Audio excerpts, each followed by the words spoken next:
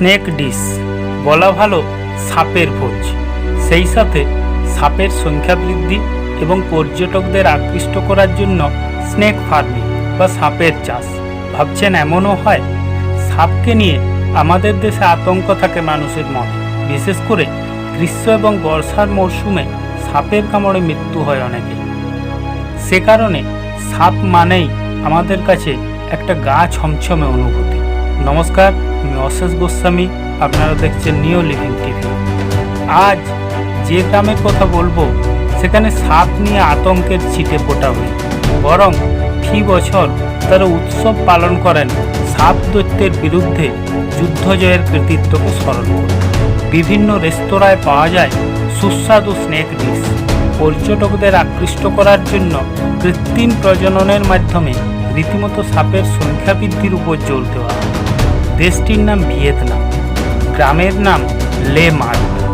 ভিয়েতনামের রাজধানী Hanoi city centre থেকে মাত্র 7 কিলোমিটার দূরে অবস্থিত এই গ্রামে প্রতি বছর সাপ দানবের বিরুদ্ধে যুদ্ধজয়ের উৎসব পালিত হয়।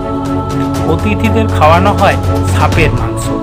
এই মাংস পাওয়া যায় লে মার্ট গ্রামের বিভিন্ন রেস্তোরাঁতে। এই গ্রামে প্রায় 100টি সাপের খামার আছে। শুনলে আশ্চর্য হবেন, সেখানে পালন করা হয় বিষধর কোবরা সাপ। বহু মানুষের রুটি রুজির প্রধান উৎস সাপ চাষের এইসব খামারগুলো। জেলেদের এই গ্রামে অবশ্য সাপ ধরার উৎসবের শুরুটা হয়েছিল অদ্ভুতভাবে। প্রচলিত লোককথা অনুসারে এই ঐতিহ্যপূর্ণ উৎসবের সূচনা হয় একাদশ শতকে লি বংশের রাজাদের শাসনকালে। রাজা লি থাং টংয়ের কন্যা ডুং নদী অতিক্রম করার সময় একটি অতিকায় সাপের কবলে পড়ে। সেই সময় হোয়াং নামে একটি স্থানীয় জেলে সাপটি শিরচ্ছেদ করেন এবং রাজকন্যাকে সাক্ষাৎ মৃত্যুর মুখ থেকে ছিনিয়ে আনেন। এই ঘটনায় রাজা লি থাং টং জেলেটির প্রতি প্রসন্ন হন। তিনি হোয়াংকে পুরস্কার হিসেবে ধন সম্পত্তি দিতে চাইলে জেলে তা নিতে অসম্মত হয়।